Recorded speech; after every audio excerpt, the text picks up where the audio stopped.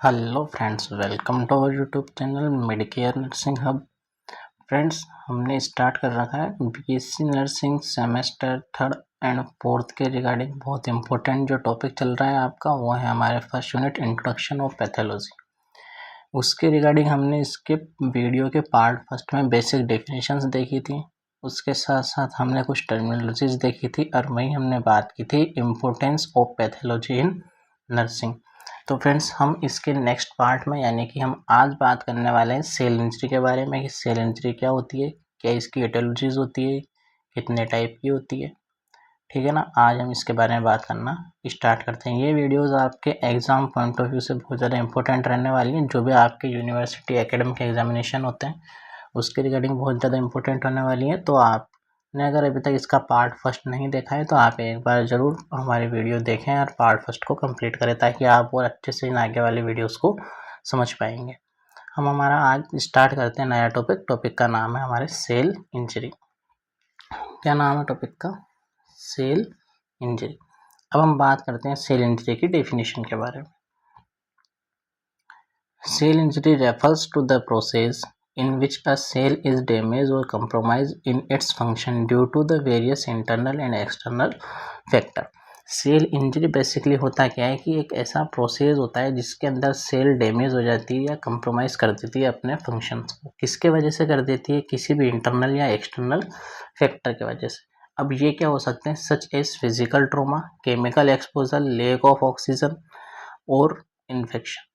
This damage can range from mild to severe. यह जो damage है वो कैसा हो सकता है? माइल्ड कंडीशन से सीवियर कंडीशन के अंदर भी हो सकता है एंड मे बी रिवर्सिबल और इरिवर्सिबल। रिवर्सिबल भी देखने को मिल सकता है, इरिवर्सिबल भी देखने को मिल सकता है। रिवर्सिबल में क्या होता है कि जो भी आपके कोज है इंजरी का, जो भी आपके इंजरी का कोज है, आप अगर उसको हटा दोगे, रिमूव कर दोगे तो वापस जो सेल की फंक्शनिंग है वो कैसी हो जाएगी? नॉर्मल हो जाएगी। वहीं हम बात करें इरिवर्सिबल की, इसमें जो सेल के ऊपर जो इसका कोज है इंजरी होने का वो कंसिस्टेंट बना रहेगा। इस वजह से सेल की क्या हो जाएगी? इसके अंदर डेथ देखने को मिलेगी। ठीक है friends, leading to cell dysfunction. Reversible की वजह से तो क्या देखने को मिलता है? सेल डिसफंक्शन देखने को मिलता है और इरिवर्सिबल की वजह से हमें सेल डेथ देखने को मिल जाती है। ठीक है, तो हमने क्या बात की? सेल इंजरी क्या होता है? Cell injury refers to the process in which a cell damage और compromise in its function due to the various internal or external factors such as physical trauma, lack of oxygen। lack of oxygen किसको बोलते हैं हम? यानी कि ऐसी condition जिसके अंदर हमारी बॉडी में ऑक्सीजन की क्या आ जाए? कमी आ जाए। उस कंडीशन को हम बोलते हैं साइनोसिस। साइनोसिस क्या होता है? Mainly bluish discoloration of the skin, that is called cyanosis. This damage can occur from mild to severe. यह डैमेज कैसा हो सकता है? माइल्ड से सीवियर भी देखने को मिल सकता है और समटाइम ये कैसा होता है? रिवर्सिबल या इरिवर्सिबल इन नेचर देखने को मिल सकता है, जिसके वजह से सेल का डिसफंक्शन देखने को मिलेगा। या फिर अगर परमानेंट डेथ हुई है तो परमानेंट फंक्शन लॉस हुआ है तो सेल की भी डेथ हो सकती है। नेक्स्ट हम देखते हैं कि जैसे कोई भी नॉर्मल सेल है, नॉर्मल सेल में अगर हम बात करते हैं रिवर्सिबल सेल इंजरी की, तो नॉर्मली जो मेम्ब्रेन होगी वो बेबलिंग देखने को मिलेगा। यानी कि मेम्ब्रेन के ऊपर की जो लेयर है यानी कि जो सेल मेम्ब्रेन है उसके ऊपर हमें थोड़े थोड़े से उभार देखने को मिलेंगे, बेबलिंग देखने को मिलेगा। वहीं हम बात करें इसके बाद हमें राइबोसोमल डिटैचमेंट देखने को मिलेगा। कहाँ से देखने को मिलेगा? एंडोप्लाज्मिक रेटिकुलम से। जो राइबोसोम एंडोप्लाज्मिक रेटिकुलम पे पाए जाते हैं, यानी कि रफ एंडोप्लाज्मिक रेटिकुलम जो होती है वहाँ से राइबोसोम कैसे होने लग जाएंगे? डिअटैच होने लग जाएंगे। एंडोप्लाज्मिक रेटिकुलम स्वेलिंग देखने को मिलेगी, माइटोकॉन्ड्रियल स्वेलिंग देखने को मिलेगी, सेलुलर स्वेलिंग देखने को मिलेगी। यानी कंप्लीटली सेल के अंदर हमें क्या देखने को मिलेगा? स्वेलिंग देखने को मिलेगी। न्यूक्लियर क्रोमेटिन क्लम्पिंग, इसके बाद जो न्यूक्लियर के अंदर पाए जाने जो भी क्रोमेटिन्स वगैरह है उनके अंदर भी हमें क्या देखने को? क्लम्प देखने को मिलेगा, यानी कि ये क्लस्टर देखने को मिलेगा। और इरिवर्सिबल टाइप की इंजरी में क्या देखने को मिलता है? हमें लाइसोसोम रप्चर हो जाएगा, फोस्फोलिपिड मेम्ब्रेन डैमेज हो जाएगी। अब जो सेल मेम्ब्रेन होती है वो किसकी बनी होती है? फोस्फोलिपिड की। अब वो मेम्ब्रेन कैसे होने लग जाएगी? हमारे डैमेज होने लग जाएगी। माइटोकॉन्ड्रियल परमेबिलिटी इंक्रीज देखने को मिलेगी। वहीं बात करें हम कुछ न्यूक्लियर चेंजेस हमें इसमें देखने को मिलेंगे। वो न्यूक्लियर चेंजेस क्या होने वाले हैं, सबसे फर्स्ट होता है हमारे यहाँ काइनोसिस। इसके अंदर क्या देखने को मिलता है हमें, कंडेंसन देखने को मिलता है, यानी कि जो भी जेनेटिक मटेरियल होगा न्यूक्लियस के अंदर उसमें क्या देखने को मिलेगा, वो एक जगह क्या होने लग जाएगा, इकट्ठा होने लग जाएगा। उसके बाद इसमें देखने को मिलेगा हमें कायरोहेक्सिस। कायरोहेक्सिस में हमें क्या देखने को मिलेगा, फ्रेगमेंटेशन। इसमें छोटे छोटे से फ्रेगमेंट देखने को मिलेंगे। वहीं बात करें कायरोलाइसिस, यानी कि जो न्यूक्लियर है वो कौन से कलर का होने लग जाएगा, पेलर कलर का देखने को मिल जाएगा।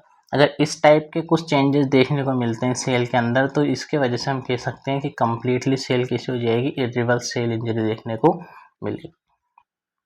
ठीक है फ्रेंड्स, नेक्स्ट बात करते हैं इसकी एटियोलॉजी के बारे में। एटियोलॉजी क्या हो सकती है, फिजिकल ट्रॉमा हो सकती है। फिजिकल एजेंट में हम देखते हैं तो फिजिकल एजेंट में हमें क्या देखने को मिल सकता है, फिजिकल एजेंट में हमें देखने को मिल सकता है कोई ट्रॉमा वाली कंडीशन है, एक्सट्रीम हीट और कोल्ड वाली कंडीशन है, कोई रेडिएशंस हो सकते हैं।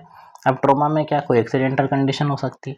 हीट और कोल्ड में क्या, कोई हीट वेव्स हो सकती हैं, या फिर कोई इतना टेम्परेचर जो क्या हो, माइनस में टेम्परेचर हो, उसके वजह से भी हमारी बॉडी उसको टॉलरेट नहीं कर पाएगी, और कंडीशन कैसी हो जाएगी कि सेल की जो नॉर्मल फंक्शनिंग है वो कैसे होने लग जाएगी, इम्पेयर्ड होने लग जाएगी।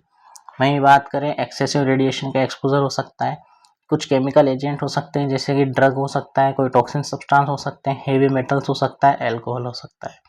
नेक्स्ट बात करें बायोलॉजिकल एजेंट की। बायोलॉजिकल एजेंट में आपके बैक्टीरिया, वायरस, फंगाई, पैरासाइट्स देखने को मिल सकते हैं। इन सब के वजह से क्या हो सकता है कि सेल की डेथ या सेल की फंक्शनिंग में इम्पेयरमेंट देखने को मिल सकता है। वहीं हम बात करें न्यूट्रिशनल इम्बैलेंस की। न्यूट्रिशनल इम्बैलेंस या तो किसी भी न्यूट्रिशन की डेफिशिएंसी देखने को मिले या किसी न्यूट्रिएंट का एक्सेसिव देखने को मिले, इस वजह से भी सेल की डेथ या सेल की फंक्शनिंग इम्पेयर्ड हो सकता है। वहीं हम इसमें आगे बात करें कि जेनेटिक फैक्टर। अब जेनेटिक फैक्टर पे क्या देखने को मिल सकते हैं हमें, जेनेटिक म्यूटेशन। अगर जेनेटिक म्यूटेशन हुआ है इसके वजह से क्या देखने को मिलेंगे हमें, मेटाबॉलिक डिसऑर्डर्स देखने को मिलते हैं, जिस वजह से भी क्या हो सकता है, आपके सेल की डेथ हो सकती है। ठीक है, नेक्स्ट होता है हमारे इम्यूनोलॉजिकल रिएक्शन। जब भी हमारी बॉडी में कोई फॉरेन पार्टिकल एंट्री करता है तो बॉडी के अंदर एंटीजन एंटीबॉडी रिएक्शन अकर होती है, जिसके एंड रिजल्ट क्या देखने को मिलता है हमें कि जो भी एंटीजन बॉडी के कांटेक्ट में आया है उसका क्या हो जाता है, ब्रेक डाउन हो जाता है या उसको किल कर दिया जाता है।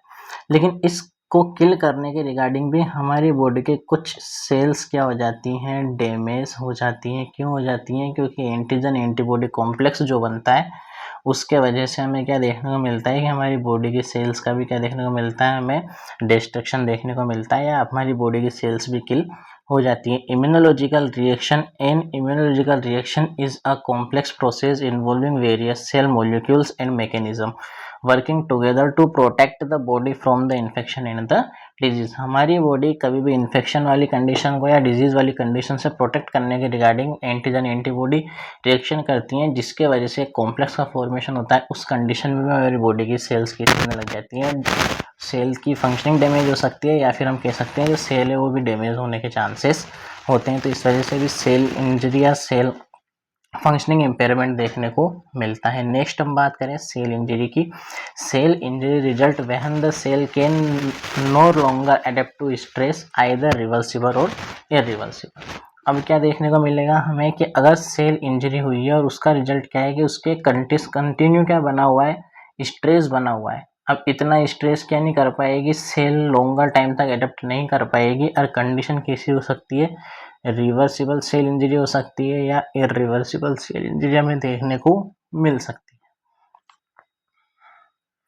अब सबसे फर्स्टली हम बात करें रिवर्सिबल सेल इंजरी के बारे में। रिवर्सिबल सेल इंजरी क्या होता है, this occur when cell are stress but not irreversibly damage. इसके अंदर हमें क्या देखने को मिलता है कि सेल के ऊपर हमें स्ट्रेस तो देखने को मिलेगा, सेल के ऊपर हमें स्ट्रेस तो देखने को मिलेगा बट नॉट इरिवर्सिबली डैमेज, लेकिन इतना भी नहीं कि सेल वापस अपनी नॉर्मल फंक्शनिंग में ना आ सके। ठीक है ना, इस कंडीशन में क्या देखने को मिलता है हमें कि स्ट्रेस तो देखने को मिलेगा, यानी कि सेल की जो फंक्शनिंग है वो तो इम्पेयरमेंट देखने को मिलेगा, लेकिन इतना भी नहीं होता कि सेल की डेथ हो जाए। अब इसके क्या क्या कॉजेज हो सकते हैं, it can be caused by hypoxia. Most common cause देखने को मिलता है हाइपोक्सिया का मतलब है लेक ऑफ ऑक्सीजन, यानी कि हमारी बॉडी में ऑक्सीजन की कमी आ जाना। A common cause of cell injury, कोई आपसे कंपटीशन में पूछे, कोई आपसे ऑब्जेक्टिव में पूछे कि रिवर्सिबल सेल इंजरी का मोस्ट कॉमन कोज कौन सा होता है, तो हम कह सकते हैं लेक ऑफ ऑक्सीजन, ऑक्सीजन की कमी। लेकिन अगर इस कंडीशन को रिसोल्व करने के रिगार्डिंग भी अगर आपसे कोई क्वेश्चन पूछे तो आप कह सकते हैं कि आप बॉडी को क्या प्रोवाइड कर दो, ऑक्सीजन प्रोवाइड कर दो। जब हम ऑक्सीजन प्रोवाइड करेंगे तो यानी कि जो कोज था रिवर्सिबल सेल इंजरी का, क्या कोज है हमारे, ऑक्सीजन की कमी। अब इस ऑक्सीजन की कमी को पूरा करने के लिए आपने क्या किया, ऑक्सीजन प्रोवाइड की। ऑक्सीजन प्रोवाइड करेंगे तो जो लेक ऑफ ऑक्सीजन था वो कैसा हो जाएगा आपके, खत्म। अब अगर लेक ऑफ ऑक्सीजन खत्म हो जाएगा तो हाइपोक्सिया की कंडीशन हो जाएगी रिसोल्व। हाइपोक्सिया की कंडीशन रिसोल्व हो जाएगी तो आपकी जो रिवर्सिबल सेल इंजरी हुई थी वो भी क्या हो जाएगी, क्योर हो जाएगी। उसके वजह से जो आपके कोज था, कोज को आपने इनहिबिट कर दिया या साइड कर दिया। जब कोज को आपने रिसोल्व कर लिया तो जो कंडीशन आपके बनी थी वो भी क्या हो जाएगी, रिसोल्व हो जाएगी। वहीं हम बात करें नेक्स्ट फिजिकल एजेंट की। फिजिकल एजेंट में क्या है, वही ट्रॉमा वाली कंडीशन है, एक्सट्रीम टेम्परेचर है। अब टेम्परेचर बहुत ज़्यादा हीट भी हो सकती है, बहुत ज़्यादा कोल्ड भी हो सकता है, कुछ रेडिएशंस का एक्सपोजर भी हमें देखने को मिल सकता है। केमिकल एजेंट में बात करें, टॉक्सिन, ड्रग एंड एल्कोहल, कोई टॉक्सिन सब्सटेंस हमारी बॉडी के कॉन्टेक्ट में आ रहा है, कोई ड्रग्स एब्यूज हुआ है या एल्कोहल एब्यूज हुआ है, उस वजह से भी सेल को क्या हो सकती है, रिवर्सिबल सेल इंजरी देखने को मिल सकता है। न्यूट्रिशनल इम्बैलेंस, न्यूट्रिशनल इम्बैलेंस में डेफिशिएंसी और excessive in the nutrient. Infectious agent में बैक्टीरिया, वायरस, पैरासाइट, फंगाई, किसी भी बैक्टीरिया वायरस का इन्फेक्शन, किसी माइक्रो ऑर्गेनिज्म का इन्फेक्शन अगर हमारी बॉडी पे होता है तो उसके वजह से भी क्या देखने को मिल सकता है, हमें रिवर्सिबल सेल इंजरीज देखने को मिल सकती है। If cell are reversibly injured, अगर सेल कैसे हुई है, रिवर्सिबली इंजर्ड हुई है, then can recover and return to normal. तो हम उसको क्या कर सकते हैं, रिकवर कर सकते हैं। कैसा, नॉर्मल कर सकते हैं। कब कर सकते हैं, if the cause is quickly remove, जब हम उस कोज को क्विकली क्या कर दें, रिमूव कर दें। And damage is not too severe, और क्या होना चाहिए, जिसके वजह से डैमेज बहुत ज़्यादा सीवियर नहीं होना चाहिए। यानी कि हमने क्या देखा कि अगर रिवर्सिबल सेल इंजरी हुई है तो उसको रिकवर या रिटर्न करने के लिए क्या करो कि जो भी कोज है उस कोज को हैंड टू हैंड आप वहाँ से क्विकली रिमूव कर लो। ठीक है, तो वो कैसी हो जाएगी, रिवर्सिबल सेल इंजरी हो जाएगी। या फिर जो हम देखेंगे किसी सेल का पूरा डैमेज होने से पहले आप उसको क्या कर लो, उस कोच को वहाँ से रिमूव कर दो। जब हम कोच को रिमूव कर देंगे तो क्या देखेंगे, सेल वापस अपने नॉर्मल फंक्शनिंग में आ जाएगी।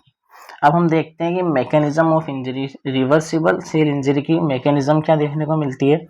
एटीपी डिप्लेशन, सबसे पहले हम देखेंगे कि हमारी बॉडी के अंदर एटीपी बनना कम हो जाएंगे। अब एटीपी का मतलब क्या है कि जितनी भी हमारी बॉडी की सेल होती हैं, सेल को एनर्जी के रिगार्डिंग किससे एनर्जी किस फॉर्म में मिलती है, एटीपी के फॉर्म में मिलती है।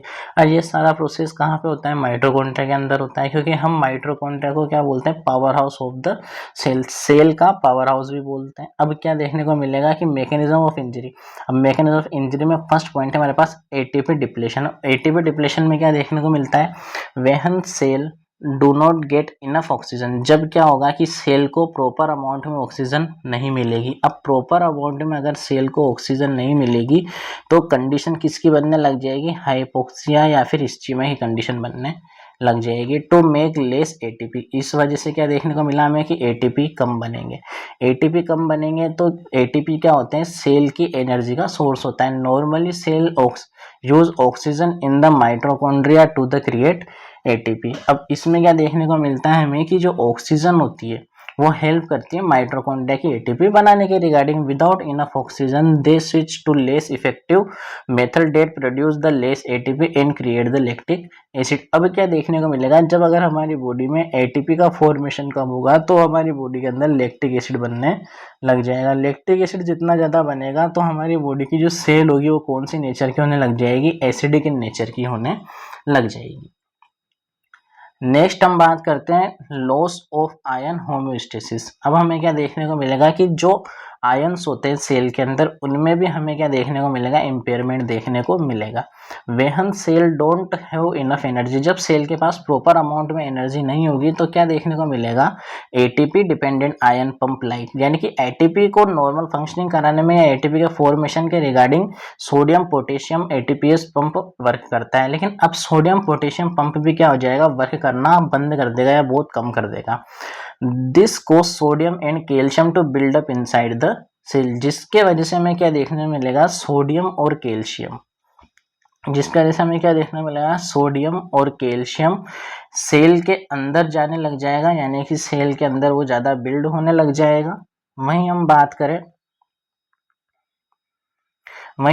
करें कि पोटेशियम की, तो पोटेशियम कैसा हो जाएगा, सेल से बाहर निकलने लग जाएगा। The increase sodium inside the cell, जब सेल के अंदर सोडियम का अमाउंट बढ़ेगा तो वो क्या करने लग जाएगा, वाटर को ड्रॉस करके लगने लग जाएगा, यानी कि वाटर को खींचने लग जाएगा।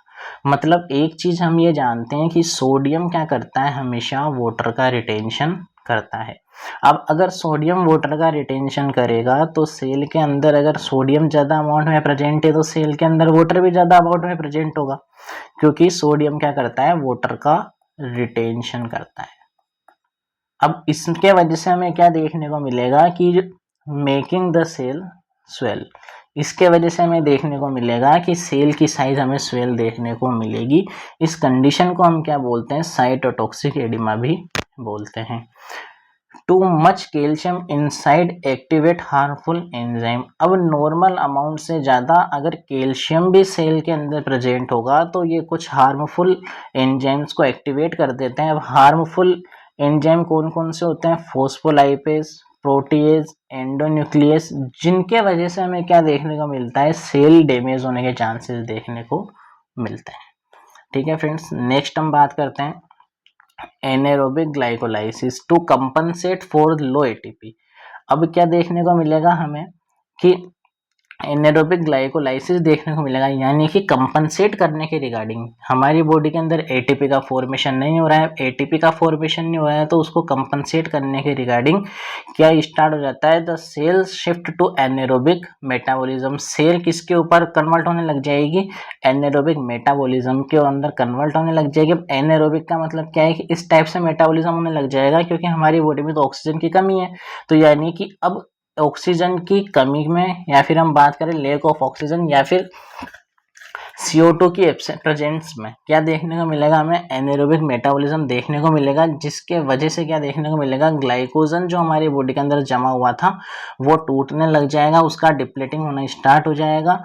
कहाँ से, जो स्टोर ग्लाइकोजन था उसकी हमें डिप्लेटिंग देखने को मिलेगी और एक्यूमुलेशन होने लग जाएगा लैक्टिक एसिड का। अगर हमारी सेल्स के अंदर ज़्यादा लैक्टिक एसिड बनने लग जाएगा तो हमारी सेल कैसी हो जाएगी, एसिडिक इन नेचर हो जाएगी और कुछ टाइम के लिए हम कह सकते हैं कि इसकी फंक्शनिंग में भी इम्पेयरमेंट देखने को।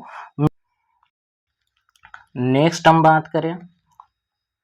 बात करते हैं कैल्शियम इन्फ्लक्स की। अब कैल्शियम इन्फ्लक्स क्या होता है, reduce energy compromise calcium pump causing an influx of calcium into the cytoplasm, this activate degradative enzyme. अब क्या होगा, जब कैल्शियम हमारी सेल्स के अंदर ज़्यादा प्रेजेंट होगा तो सेल को डेथ करने वाले या सेल की फंक्शनिंग को रिड्यूस करने वाले एंजाइम इसके अंदर बनने लग जाएंगे, जो क्या हो सकते हैं, आपके फॉस्फोलाइपेज हो सकता है, प्रोटीज हो सकता है। इसके वजह से सेल के जो भी कंपोनेंट होंगे, यानी कि जो सेल ऑर्गेनेल्स हैं, वो कैसे देखने को मिलेंगे, हमें डैमेज देखने को मिल जाएंगे। नेक्स्ट हम बात करें mitochondria swelling, when a cell lacks of energy, यानी कि जब सेल के अंदर एनर्जी नहीं बचेगी, यानी कि एनर्जी की कमी आएगी, मतलब एटीपी की कमी आएगी। And has the wrong balance of ion, हमने देखा सोडियम पोटेशियम आयन में डिफरेंस देखने को मिला हमें, उनकी जो नॉर्मल फंक्शनिंग थी वो डिस्टर्ब हुई। Its mitochondria swell up and from a small shapeless clumps showing they are not working right. इस वजह से हमें क्या देखने को मिलेगा, माइटोकॉन्ड्रिया स्वेल देखने को मिलेगा। वहीं हम बात करें स्मॉल भी देखने को मिल सकता है और शेपलेस क्लम्प्स देखने को मिलेंगे। इस वजह से हम बोल सकते हैं कि ये अपने नॉर्मल वर्किंग कंडीशन को नहीं करेगा। नेक्स्ट हम बात करते हैं reduce protein synthesis, detachment of ribosome from the rough endoplasmic reticulum due to the metabolic stress reduce the protein production. अब हम देखेंगे कि अगर सेल के अंदर जो रफ एंडोप्लाज्मिक रेटिकुलम होता है, अब रफ एंडोप्लाज्मिक रेटिकुलम का मतलब है कि वहां पे क्या प्रेजेंट है, राइबोसोम प्रेजेंट है। अब अगर वहां से राइबोसोम प्रेजेंट थे लेकिन उनका क्या होना स्टार्ट हो गया, डीअटैचमेंट होना स्टार्ट हो गया, तो इस वजह से हम क्या देख पाएंगे कि प्रोटीन की कमी आ जाएगी, प्रोटीन बनना बंद हो जाएगा। अब अगर प्रोटीन बनना बंद हो जाएगा तो सेल के लिए प्रोटीन भी क्या होता है, इंपॉर्टेंट होता है। अब सेल में प्रोटीन बनना ही कम हो गया तो इस वजह से हम क्या बोल सकते हैं कि सेल की जो नॉर्मल फंक्शनिंग है वो कैसे हो जाएगी, डिस्टर्ब हो जाएगी। Cell injury due to the hypoxia या इस्चीमिया फंक्शनल कॉन्सिक्वेंस। क्या फंक्शनल कॉन्सिक्वेंस देखने को हमें मिलता है? सबसे पहले कंडीशन अकर होती है इस्चीमिया की, उसके वजह से माइटोकॉन्ड्रियल स्वेल देखने को मिलेगा, ऑक्सीडेटिव फॉस्फोलायरन की हमें कमी देखने को मिलेगी, जिस वजह से क्या देखेंगे हम कि एटीपी भी बॉडी के अंदर यानी कि माइटोकॉन्ड्रिया के अंदर डिक्रीज हो जाएंगे, सोडियम कम हो जाएगा, यानी कि सोडियम कहाँ होने लग जाएगा, सोडियम जो सेल है उसके अंदर जाना स्टार्ट हो जाएगा।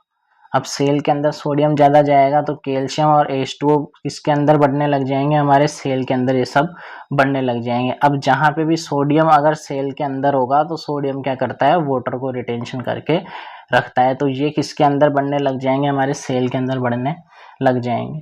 इस वजह से हम क्या देख पाएंगे, एंडोप्लाज्मिक रेटिकुलम स्वेलिंग देखने को मिलेगी, सेलुलर यानी कंप्लीट सेल की स्वेलिंग हमें देखने को मिलेगी। वहीं हम बात करें नेक्स्ट एनारोबिक ग्लाइकोलाइसिस इंक्रीज देखने को मिलेगा, ग्लाइकोजन की कमी आएगी, लेकिन इसके साथ साथ और क्या बढ़ेगा, लैक्टिक एसिड बढ़ने लग जाएगा। जब लैक्टिक एसिड ज़्यादा बढ़ेगा तो पीएच क्या हो जाएगी, कम हो जाएगी। पीएच कम होने का मतलब है कि सेल कौन सी हो जाएगी, एसिडिक इन नेचर देखने को मिलेगी।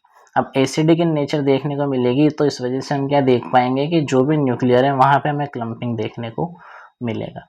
डीअटैचमेंट ऑफ द राइबोसोम, राइबोसोम का डीअटैचमेंट देखने को मिलेगा, जिसके वजह से हम बोल सकते हैं कि प्रोटीन का सिंथेसिस होना भी कम हो जाएगा। तो ये होते हैं फंक्शनल कॉन्सिक्वेंस, किस प्रकार से आपके सेल इंजरी होती है, किस कंडीशन में, हाइपोक्सिया या इस्चीमिया वाली कंडीशन में।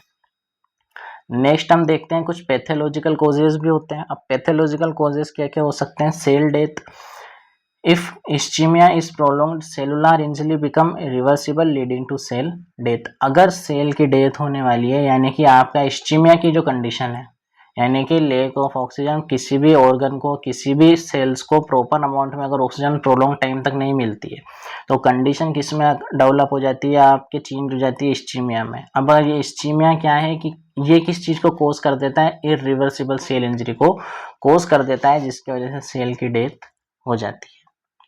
नेक्स्ट हम बात करें ऑर्गन डिसफंक्शन, कुछ ऐसी कंडीशन होती है जिसके अंदर हमें क्या देखने को मिलता है, एक्यूट या क्रोनिक कंडीशन में कंप्लीटली इस्चीमिया देखने को मिलता है, जिसके वजह से ऑर्गन का डिसफंक्शन देखने को मिलता है, सच एज मायोकार्डियल इन्फ्राक्शन। अब मायोकार्डियल इन्फ्राक्शन यानी कि एमआई की कंडीशन आप सबने एमएसएन में पढ़ा है।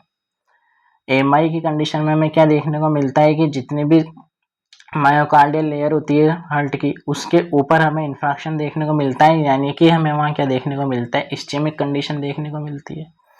यह किस वजह से देखने को मिलती है हमें, कि कोरोनरी आर्टरी में इस्चीमिया हुआ है या फिर कोरोनरी आर्टरी में किसी भी टाइप का कोई ब्लॉकेज हुआ है, ठीक है, कोई ऑब्स्ट्रक्शन आया है, इन सब वजह से हमें क्या देखने को मिलेगा कि मायोकार्डियल इन्फेक्शन की कंडीशन अकर हो जाती है।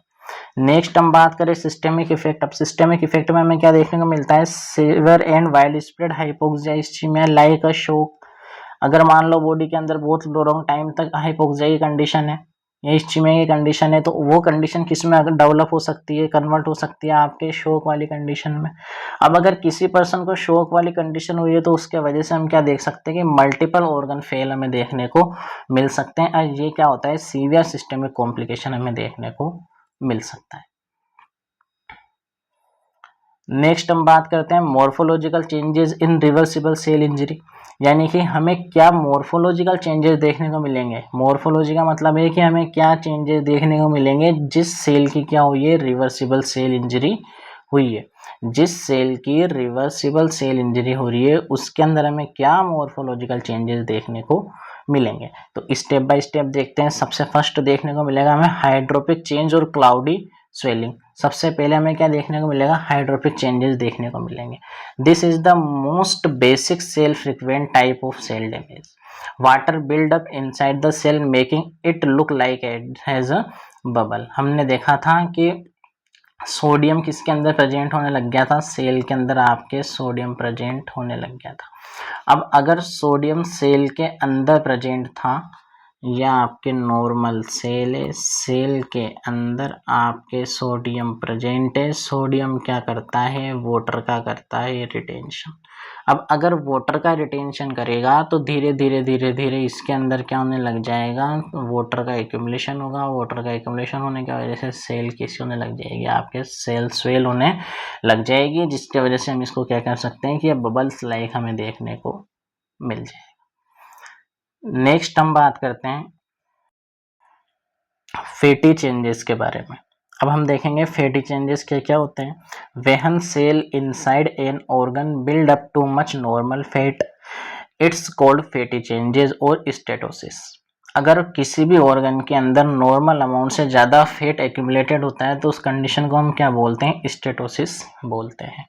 This often happen in liver, यह मेनली कहाँ देखने को मिलता है हमें, वैसे तो लिवर में देखने को मिलता है, लेकिन लिवर के साथ साथ कभी कभार हमें ये कहाँ और देखने को मिल सकता है, हार्ट में, मसल्स में या किडनी के अंदर हमें देखने को मिल सकता है। नेक्स्ट हम बात करें hyaline changes. The cell look glassy और पिंक बिकॉज हमें जो सेल्स हैं वो जो रिवर्सिबल सेल इंजरी है उसमें किस टाइप की देखने को मिलेगी, ग्लासीज देखने को मिलेंगी, पिंक देखने को मिलेंगी। They have collected different material such as protein, fibrin, amyloid, collagen and the filaments. किस वजह से देखने को मिला, क्योंकि इसके अंदर कई टाइप के proteins, fibrin, amyloids, collagen, fiber and filaments का एक्यूमुलेशन देखने को मिलेगा। नेक्स्ट हम बात करते हैं mucoid changes. Mucus is made by the cell in glands. जो म्यूकस होता है वो कई टाइप की ग्लैंड्स यानी कई टाइप की सेल्स से क्या होता है, सीक्रेट होता है। It can build up in the body if the flow of mucus is block. लेकिन अगर मान लो जिस फ्लो से यानी कि जिस पाथवे से हमें क्या देखने को मिलता है कि म्यूकस का सिक्रेशन देखने को मिलता है, अब वहां पे आ गया कोई ऑब्स्ट्रक्शन। अब ऑब्स्ट्रक्शन आने की वजह से हमें क्या देखने को मिलेगा कि सेल के अंदर हमें स्वेलिंग देखने को मिलेगी और इस वजह से हमें ट्यूमर्स भी फॉर्मेशन देखने को मिल सकते हैं और हम बोल सकते हैं कि सेल की क्या हुई है, रिवर्सिबल सेल इंजरी हुई है। जब आप इस कोच को रिसोल्व कर दोगे तो सेल इंजरी जो हो रही थी वो भी क्या हो जाएगी, रिसोल्व हो जाएगी और कंडीशन कैसी हो जाएगी, नॉर्मल। ठीक है। नेक्स्ट हम बात करते हैं इरिवर्सिबल सेल इंजरी के बारे में। इफ स्ट्रेस कंटिन्यू, अब हम देखते हैं कि अगर सेल के ऊपर स्ट्रेस कंटिन्यू बना रहता है तो सेल डैमेज हो जाती है। कैसे डैमेज हो जाती है, परमानेंटली, यानी कि हमेशा के लिए सेल क्या हो जाएगी, डैमेज हो जाएगी, leading to structural harm and loss of function. अब इसके वजह से इसका स्ट्रक्चर भी हार्म हो जाएगा और क्या देखने को मिलेगा, जो फंक्शन है वही प्रॉपर तरीके से लॉस हो जाएंगे। The sequence of event is in continuation with those of reversible cell injury। इसमें भी सीक्वेंस कैसा होता है, सेम एज जो हमने रिवर्सिबल सेल इंजरी पढ़ी है वैसा के वैसे इसके मैकेनिज्म और वो के वही इसमें हमें इवेंट देखने को मिलेंगे। ठीक है, तो जो इवेंट्स, जो स्टेप जो हमने रिवर्सिबल सेल इंजरी में देखी है वो की वही आपके सेम एज इट इज कैसी होती है, इरिवर्सिबल सेल इंजरी के अंदर हमें देखने को मिलता है। कुछ हॉलमार्क होते हैं रिवर्सिबल सेल इंजरी के, यानी कि कुछ फिक्स पॉइंट है कि हाँ इनके वजह से तो हमें सेल इंजरी देखने को मिलेगी इसे। सबसे फर्स्ट हम बात करते हैं एक्सटेंसिव फिजिकल डैमेज। अगर सेल नॉर्मल से बहुत ज़्यादा यानी कि बहुत एक्सटेंसिव या एक्सेसिव क्या हो चुकी है, डैमेज हो चुकी है फिजिकली, तो इसमें मेनली क्या देखने को मिलता है हमें कि स्पेशली ऑर्गेनल लाइक माइटोकॉन्ड्रिया। अगर माइटोकॉन्ड्रिया ही बॉडी के अंदर मतलब सेल के अंदर से किल हो गया है तो फिर हमें क्या देखने को मिलेगा, इरिवर्सिबल सेल इंजरी देखने को मिलेगी। Complete ATP depletion, ATP complete बनना ही बंद हो गए। अब कंप्लीट एटीपी बनना बंद हो जाएंगे क्यों, क्योंकि माइटोकॉन्ड्रिया की हो गई है डेथ। अब माइटोकॉन्ड्रिया सही से फंक्शन नहीं कर रहा, फंक्शन नहीं करेगा तो एटीपी डिप्लेशन हमें देखने को मिलेगा। Accumulation of oxygen free radicals, अब क्या होने लग गया धीरे धीरे कि एक्यूमुलेशन होने लग गया, किस चीज का एक्यूमुलेशन होने लग गया, ऑक्सीजन फ्री रेडिकल्स का एक्यूमुलेशन होने लग गया। नेक्स्ट हम देखेंगे डीएनए डैमेज। अगर डीएनए ही डैमेज हो जाएगा तो सेल की जो नॉर्मल फंक्शनिंग थी, स्ट्रक्चर था, अच्छा सब क्या हो जाएगा, डैमेज हो जाएगा। डैमेज हो जाएगा तो कंप्लीटली डैमेज को हम क्या बोलते हैं, इरिवर्सिबल सेल इंजरी बोलते हैं।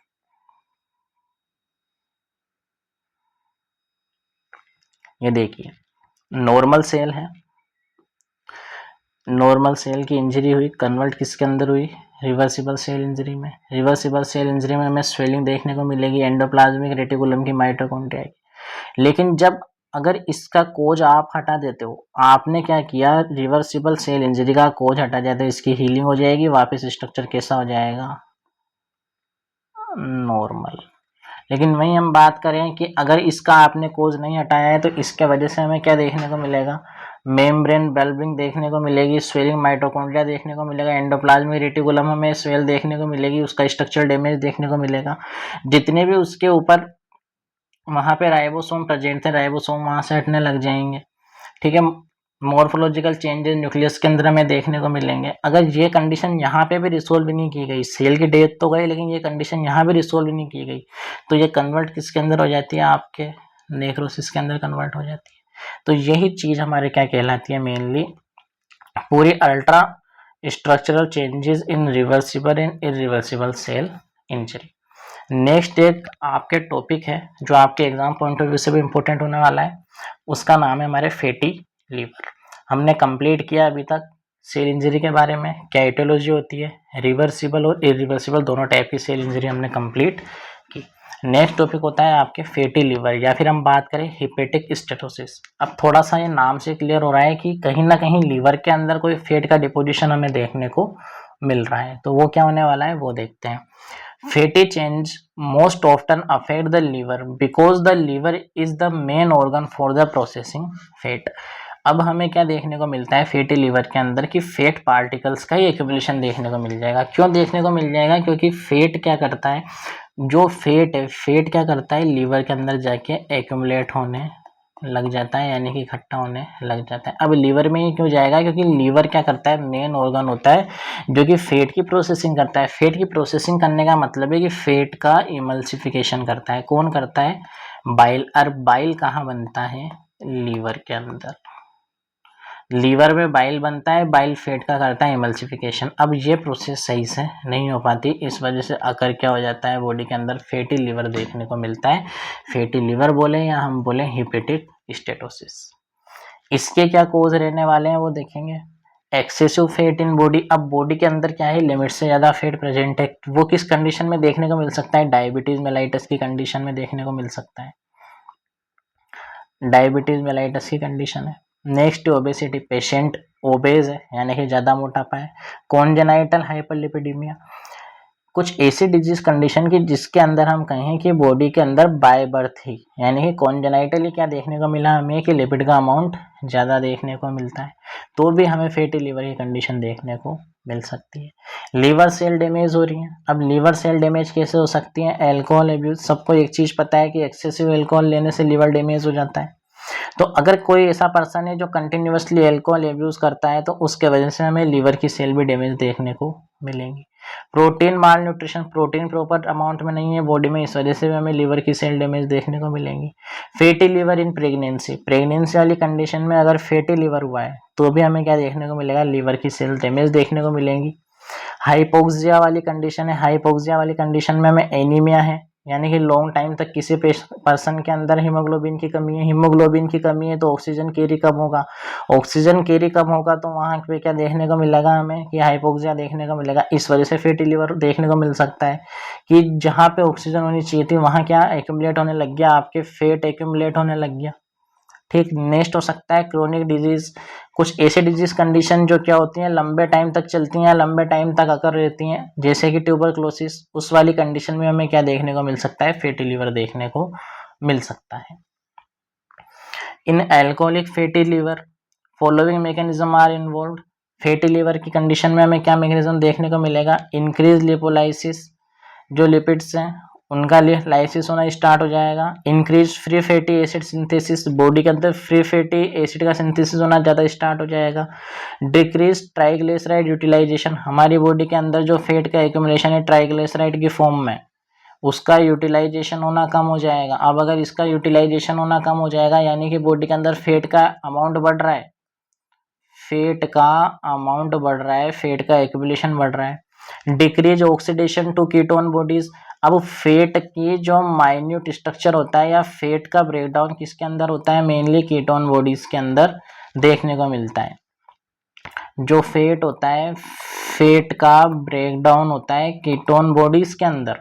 अब अगर मान लो उसका ऑक्सीडेशन होना कम हो गया, यानी कि फेट का ब्रेकडाउन होना कम हो गया, तो कन्वर्ट किस में नहीं होगा, कीटोन बॉडीज में कन्वर्ट नहीं होगा। कन्वर्ट नहीं होगा तो फेट का अमाउंट बढ़ेगा, तो कंडीशन किसकी देखने को मिलेगी, हमें फैटी लीवर की कंडीशन देखने को मिलेगी। Block in lipoprotein secretion, lipoprotein का सिक्रेशन होना ही कम हो जाएगा। अब लिपोप्रोटीन का सिक्रेशन होना कम हो जाएगा तो बॉडी के अंदर फैट का अमाउंट ज़्यादा देखने को मिलेगा।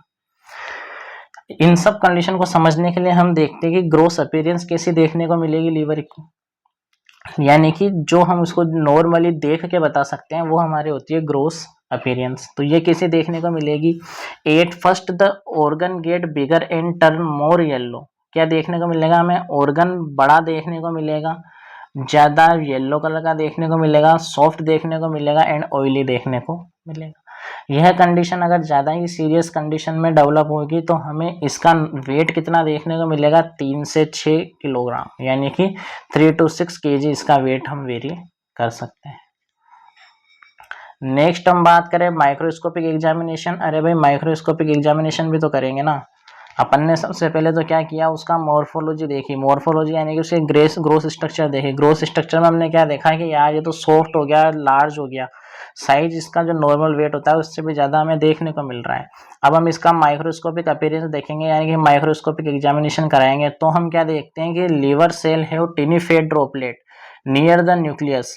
अब क्या देखने को मिलेगा, फेट की छोटी छोटी सी ड्रॉपलेट्स हमें देखने को मिलेंगी। ये जो व्हाइट व्हाइट स्ट्रक्चर आपको देखने को मिल रहा है, ये जो व्हाइट व्हाइट आपको ड्रॉपलेट्स देखने को मिल रही हैं वो क्या होती हैं, आपके फेट के मॉलिक्यूल्स होते हैं, फेट के ड्रॉपलेट्स होते हैं, जो क्या कहलाते हैं, आपके माइक्रोवेस्कुलर स्टेटोसिस कहलाता है, which can Roshan into larger droplet. ये थोड़े टाइम में क्या होने लग जाते हैं, लार्ज ड्रॉपलेट में कन्वर्ट होने लग जाते हैं and create the fatty cyst, और क्या बना देते हैं, फैटी सिस्ट, यानी कि फेट का ही एक ट्यूमर या फेट का ही एक सिस्ट का फॉर्मेशन करना स्टार्ट कर देते हैं। ये हम देखते हैं माइक्रोस्कोपिक अपीयरेंस के अंदर। फिर वहीं हम नेक्स्ट बात करें स्पेशल स्टेनिंग। अब क्या करेंगे कि आप उस चीज़ को क्लेरिफाई करोगे कि ये जो हमें मॉलिक्यूल्स दिख रहे हैं ये कन्फर्म फेट के ही हैं या नहीं है। तो इसको कंफर्म करने के रिगार्डिंग हम क्या करते हैं, स्पेशल टाइप की स्टेनिंग करवाते हैं। स्पेशल टाइप की स्टेनिंग में क्या करवाते हैं, to identify the fat it is necessary to prepare frozen tissue section. हम क्या करेंगे, एक टिश्यू का सेक्शन लेंगे। कहाँ से सेक्शन लेंगे, हम लीवर से टिश्यू का सेक्शन लेंगे। कौन सा लेंगे, फ्रोजन। क्या करेंगे, सैंपल तो हम नॉर्मल लेते हैं, उसको थोड़े टाइम के लिए हम क्या कर देंगे, इतना टेम्परेचर प्रोवाइड करें ताकि वो क्या हो जाए, फ्रीज हो जाए, ताकि इसकी हम क्या कर सकते हैं, स्टेनिंग कर सकते हैं, प्रॉपर स्टेनिंग कर सकते हैं। माइक्रोबायोलॉजी में सब पढ़ के आए हो, थर्ड सेमेस्टर के बच्चे थे, थर्ड सेमेस्टर में सब ने अच्छे से माइक्रोबायोलॉजी पढ़ी है ना। तो अब क्या होता है आपके, हम इसमें स्टेनिंग कराएंगे। स्टेनिंग करवाते टाइम हम क्या देखते हैं इसमें कि कौन से स्टेनिंग को यूज़ करते हैं, सूडान 4 या फिर हम बात करें ऑयल रेड ओ को हम इसमें यूज़ करते हैं। इसके वजह से हमें क्या देखने को मिलता है कि जो भी लिपिड के मॉलिक्यूल्स हैं, जो भी फैट के मॉलिक्यूल्स हैं, हमें ऑरेंज या रेड कलर के देखने को मिलेंगे। जो हमें पहले वाइट कलर के देखने को मिल रही थी ये ड्रॉपलेट्स, ये जो ड्रॉपलेट्स आपके बन रही थी वाइट कलर की, यानी कि जो फैट का एक्युमुलेशन हो रहा था, जो फैटी सिस्ट का फॉर्मेशन हो रहा था, वो धीरे धीरे किस में कन्वर्ट होने लग जाएगा। जब हम स्टेनिंग करेंगे तो ये हमें मेनली अपीयरेंस देखने को मिलेगा, रेड ऑरेंज कलर की अपीयरेंस देखने को मिलेगी। ठीक है फ्रेंड्स, तो आज की हमने इस वीडियो में क्या देखा कि सेल इंजरी क्या होती है, कितने टाइप की होती है, क्या इसकी एटियोलॉजी होती है। उसके बाद हमने देखा एक छोटी सी आपकी एक कंडीशन थी फैटी लीवर के बारे में, या फिर हम बात करें हिपेटिक स्टेटोसिस के बारे में हमने बात की। तो अगर आपको हमारी वीडियोस अच्छी लगी हो तो चैनल को लाइक शेयर एंड सब्सक्राइब करें। इसका जो थर्ड पार्ट आने वाला है उसमें हम 2 कंडीशन के बारे में देखेंगे, वो होने वाली है आपके नेक्रोसिस और गैंग्रीन की कंडीशन। ठीक है फ्रेंड्स, तो आगे का जो भी कंटेंट है हम नेक्स्ट वीडियो में कंप्लीट करेंगे। ठीक है, थैंक यू।